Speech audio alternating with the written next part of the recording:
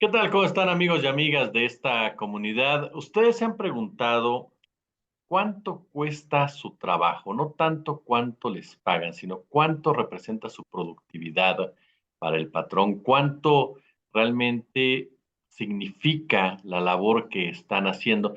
Hay una excepcional investigación, como siempre las que realiza Ricardo Valderas, titulada, y él me va a corregir, Epístola de un pueblo cansado, en donde hablamos precisamente de las maquilas, hablamos de diferentes formas en donde se ha ido precarizando el trabajo, el salario, y en donde mi querido Ricardo, además de saludarte con el enorme cariño, respeto y admiración que sabes que te profeso, yo te preguntaría lo primero es, caray, después de leer tu reportaje me quedo pensando, digo, los políticos se convirtieron en gerentes del gran capital, oye. Sí, Jesús, primero pues saludar a tu auditorio, muchas gracias por la invitación, sabes que siempre encantado de estar compartiendo este espacio contigo. Y para adentrarnos un poco en tema, sí, específicamente lo que acabas de decir puede ser una de las conclusiones, de hecho es a la conclusión a la que llega la diputada Susana Prieto Terrazas, integrante de la Comisión del Trabajo en la Cámara Baja. Ella, digamos, salta a la fama por ser una férrea defensora de los derechos de las mujeres, principalmente de la manufactura de la zona fronteriza de México, frontera norte específicamente. Ella radica en Ciudad Juárez, Chihuahua. Analizando los documentos que trabajamos desde Poder de la mano con la Universidad Nacional Autónoma de México, específicamente la Facultad de Economía, bueno, pudimos dar con el tiempo específico en el que una persona obrera de la industria de la manufactura, y esto es importante decirlo porque han surgido varias dudas, digamos, en redes sociales, ¿no? Respecto a qué es manufactura y qué no. Bueno, pues es la industria de la tala, la industria textil para vestir y no vestir, es decir, manteles, sábanas, todo ese tipo de cosas. Cierto sector minero, cierto sector de la industria de hidrocarburos, específicamente refinería, está considerado como manufactura. Y pues básicamente lo que dice la palabra, ¿no? Aquellas cosas que se hacen con las manos, pero de manera industrial. Lo que hace el Instituto Nacional de Geografía y Estadística, que son los datos que analizamos, es precisamente cuantificar la vida diaria de la persona obrera. Es decir, de estas grandes factorías que concentran una población gigantesca de personas trabajadoras y que además ha sido una política nacional impulsada principalmente desde el salinato. Aquí hay dos vertientes de la misma cosa.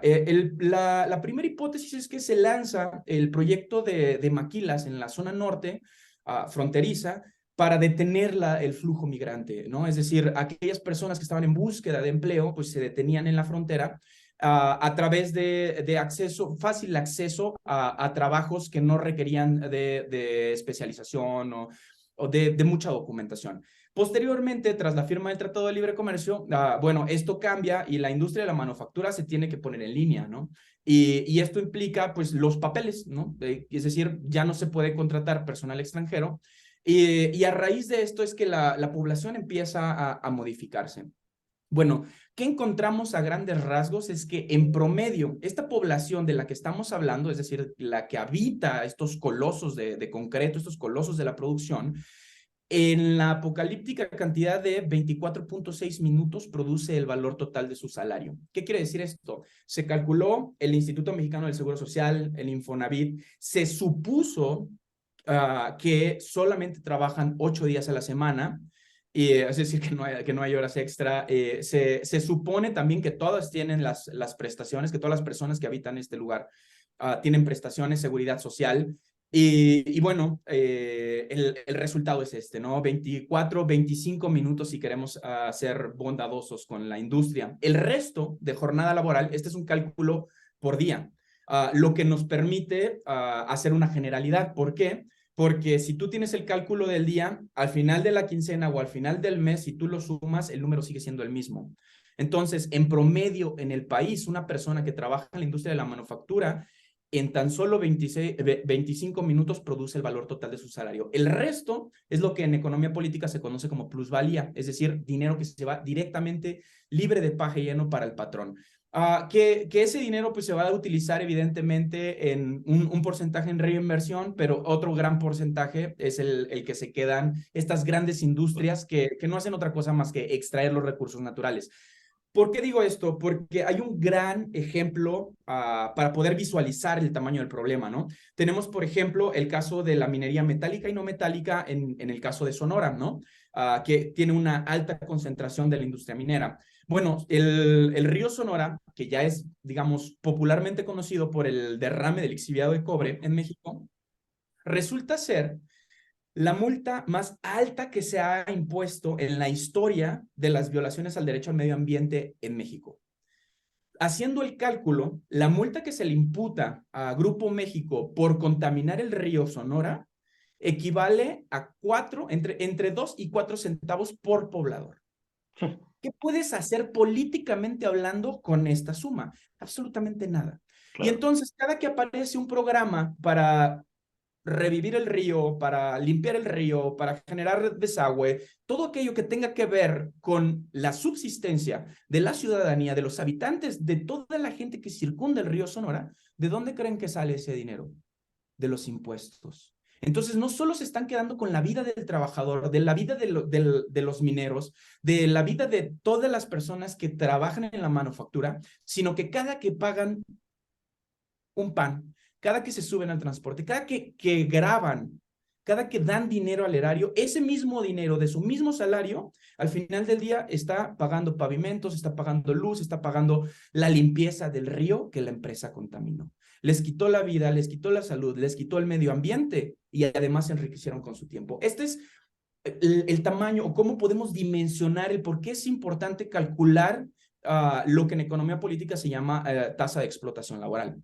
Bueno, por una parte tenemos esto, pero aquí ocurre otro fenómeno que es muy interesante, porque si tú calculas los números en bruto de la producción nacional, tú ves la frontera y el tiempo en el que un obrero produce el valor total de su salario pueden ser hasta 9 horas, o sea, como todo está perfecto. Entonces dices, esto no está ocurriendo en México.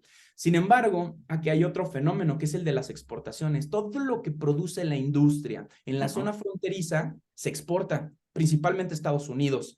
Entonces nos dimos a la tarea, bueno, nos dimos, suena manada, ¿verdad?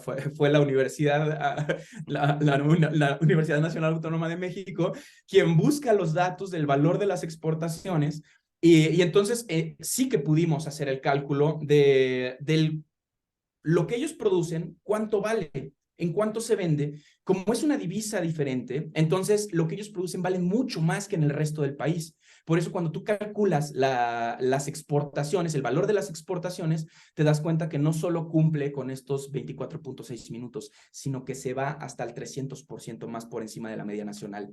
Y es ahí en donde en Poder decidimos, bueno, es indispensable que estemos en Ciudad Juárez, porque el corazón de la maquila es Ciudad Juárez. El gran proyecto de pilotaje de la maquila es Ciudad Juárez. Y bueno, este fenómeno en el que, bueno, precisamente al no tener subsidios del Estado para la luz, para el gas, que la vivienda sea tan cara, que las mismas empresas estén desplazando a los habitantes de sus regiones para mandarlos principalmente, este es un fenómeno característico de Ciudad Juárez, la pobreza la están concentrando en la parte sur de la ciudad, la parte norte, la zona fronteriza, entonces resulta, digamos, muy visitada por las personas en situación de movilidad humana. Entonces, las factorías se encuentran circundando la ciudad de esta manera y concentrando la pobreza alrededor de ellas mismas. ¿Por qué? Bueno, porque de pronto no solo el valor del salario ha ido decreyendo constantemente, sino que la calidad de los trabajos también va para abajo. Sin embargo, las cosas son más caras. Entonces, no solo tienes menos dinero por más trabajo, porque también logramos comprobar que la producción ha incrementado casi en 200% en casi todo el país. Esta falacia de que los mexicanos no trabajamos, no solo sí trabajamos, trabajamos mucho más que casi el resto de América Latina. Lo que pasa es que estos datos luego no son públicos desde el Estado, ¿no? El Estado no le conviene producir este tipo de datos porque, pues evidentemente, tendríamos un problema como el que está teniendo Francia ahora, ¿no? Ahora, Claro. toda la base trabajadora de París está tomando las calles y nos parece súper alarmante y es como el día que se den cuenta las condiciones del resto del mundo, se van a dar un infarto, ¿no? Si con esto de la reducción de horas están quemando las calles de Francia, no me imagino el día que se den cuenta que tienen que trabajar 9 horas por el salario mínimo en México. Aquí es en donde llega el siguiente punto. ¿Qué ha pasado con el salario mínimo en México? Bueno, nos dimos a la tarea de calcular los salarios mínimos en el país de los últimos 4 sexenios, digamos, porque es un periodo de tiempo de análisis que da del 2008, y este es un dato muy importante, este análisis únicamente abarca del 2008 al 2018, son 10 años de datos. De datos de población de la industria de la manufactura, de identificación de la industria de la manufactura, de ganancias de la industria de la manufactura y de exportaciones, ¿no? Ya teniendo esto, queríamos saber cuál ha sido el comportamiento de los salarios. Y bueno, es bien sencillo. A la llegada de Vicente Fox, el salario mínimo cotizaba en 37 pesos. Cuando él termina, el salario termina en 48.6. Es decir, este aumento significa el 28.4. Después tenemos al gran falaz, ¿no? A Felipe Calderón, el autodenominado presidente del Así empleo. Bueno, es. Sí, sí. este señor llega con 50 pesos diarios. Ese era el salario mínimo. Y él deja la presidencia de la República con 62 pesos. Es decir, un aumento del 28.06%, una minúscula cantidad comparado con su antecesor. Bueno, sigue Enrique Peña Nieto, que aunque no nos guste reconocerlo, la verdad es que hizo un gran trabajo respecto al salario mínimo. Él llega a presidencia de la República con 64.7 pesos diarios. Esto cotizaba el salario mínimo en México. Deja presidencia de la República con 88.36 pesos diarios. Este aumento ya significó un 10% más que el panismo, es decir, 36.4%. Este ya es una cifra significativa. Aquí quiere decir que las negociaciones dentro de la Comisión Nacional de Salarios Mínimos fueron bastante rudas. Un aumento del 10% de presidencia a presidencia, ya vimos cuál es el comportamiento, es bastante alto. Bueno, llegamos al obradorismo. Y esto va a ser bastante polémico, ¿no? Porque, pues sí, efectivamente, y lo he dicho en todos los programas con todas sus letras, el aumento salarial impulsado por el obradorismo es el más grande de los últimos 40 años en México. Andrés Manuel López Obrador llega a presidencia de la República con el salario mínimo cotizando en 176 pesos. Y hasta este momento, porque estas cifras obviamente todavía no se terminan, la presidencia de la República continúa, bueno, ahora mismo el salario mínimo cotiza en 312.4 pesos. Esto significa un aumento del 76.78%. Es decir, las negociaciones con la Comisión Nacional de Salario Mínimo fueron muy distintas. Él demostró que se podía aumentar el salario mínimo, que la ganancia, porque imagínate este cálculo con los números de Felipe Calderón, el que se Sí, decía claro. presidente del empleo, ¿no? Si ahora estamos alarmados porque pues prácticamente llegas, checas y te vas y ya produjiste el valor total de tu salario de la industria de la manufactura, imagínate con aquellos salarios mínimos. Claro. Porque Sí, la ¿no? inflación no es que haya disminuido, la inflación tiene una conducta de perpetuo aumento, por eso se llama inflación.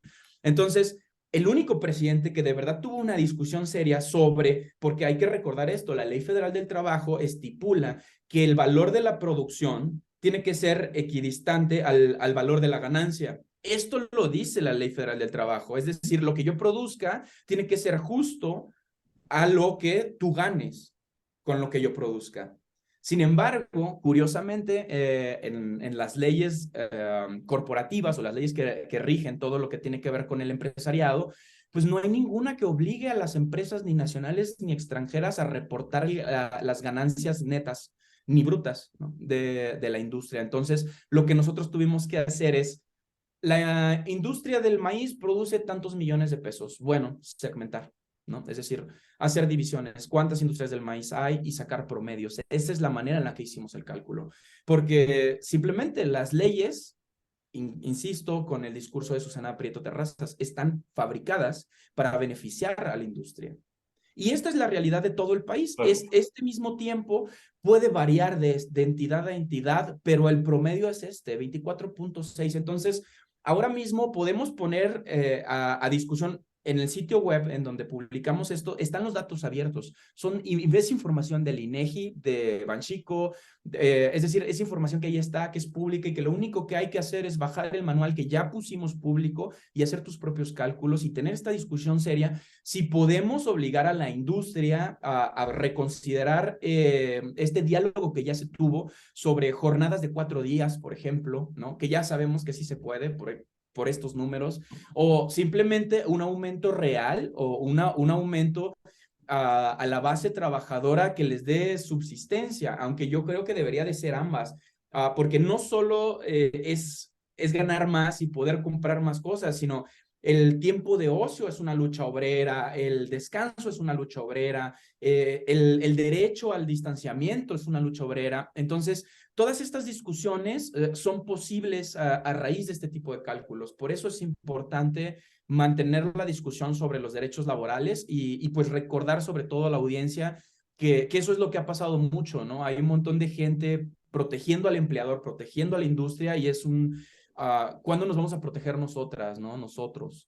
Es momento de saber cuándo vamos a crear nosotros como sociedad. Va a ser muy complicado que nos organicemos, que exijamos al gobierno mejores condiciones si la industria está acaparando toda nuestra vida. Y eso nos lleva pues al segundo reportaje que conforma a esta serie Epístola de un pueblo cansado, ¿no? Que es el caso Juárez, en donde narramos la historia de un colectivo de mujeres que nace principalmente durante la crisis de feminicidios en Ciudad Juárez para ayudar a las madres buscadoras a encontrar los cadáveres de las mujeres desaparecidas. Al calmarse, porque la violencia feminicida en México no se ha detenido, no vemos una ruta clara. Bueno, pero al no tener las cifras alarmantes que tuvo durante el triste periodo por el que pasó la ciudad, bueno, se dieron a la tarea de construir un espacio de discusión de defensa para derechos laborales a las mujeres que trabajan en la manufactura, porque esta industria no implementa políticas con enfoque feminista. Y no porque todo el mundo deba, pero simplemente esto puede ser calificado con un enfoque humanitario, es decir, ¿por qué una persona que está sufriendo un dolor terrible, llámese menopausia, llámese andropausia, lo que sea, menstruaciones, cuál industria tiene insumos para que un ser humano que está pasando por una condición de su cuerpo no se exponga? Bueno, este tipo de políticas son el que está impulsando a esta colectiva que se autodenomina Hijas de su Maquilera Madre. Bueno, aquí está la historia. También está la historia de Rocío Gallegos, que es una periodista que inicia un proyecto de investigación independiente tras el desasosiego y digamos el desempacho de los medios tradicionales y genera un proyecto de periodismo de investigación muy complejo, muy poderoso, de mucho valor para la ciudadanía que habita la Ciudad Juárez, Chihuahua, que es una ciudad hipercompleja, cosmopolita, porque tiene ciudadanos de todo el mundo. Entonces, hablarle a una población tan diversa, bueno, un poco nos cuenta el qué significa cubrir estas violaciones a los derechos del medio ambiente, al derecho al descanso de las personas obreras en una situación tan compleja como la que viven los que habitan Ciudad Juárez. Y finalmente logramos a través de un análisis de documentos de la Dirección Federal de Seguridad recientemente liberados, comprobar que, bueno, multimillonarios como la familia Terrazas o el Consejo Mexicano de Negocios, bueno, han influido en las decisiones políticas del país desde la Coparmex hasta la CONASAMI para hablar sobre cuánto es el salario mínimo, es decir, son los mismos empresarios ocupando espacios públicos o a través de políticos que luego se regresan o que tienen puestos en la industria, quienes acuerdan estos montos. Es decir, hay un círculo vicioso entre el poder político y el poder económico para someter a la población obrera, a este círculo de miseria.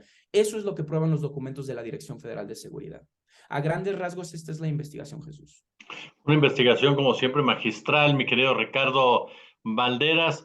Y yo, como siempre, quiero agradecerte estos minutos, este tema, este tipo de trabajos que nos ayudan a entender y a desvelar muchos de los intereses, por supuesto, que se mueven alrededor de la economía de este país y el por qué, simple y llanamente, si lo traducimos al día con día el mexicano, mexicana, pues no te alcanza con lo que vives y cada día las condiciones laborales se encuentran todavía más y más precarizadas. Mi querido Ricardo, admirado, querido, te agradezco muchísimo. Un abrazo, Jesús, que estés muy bien y saludos a tu audiencia. Bye.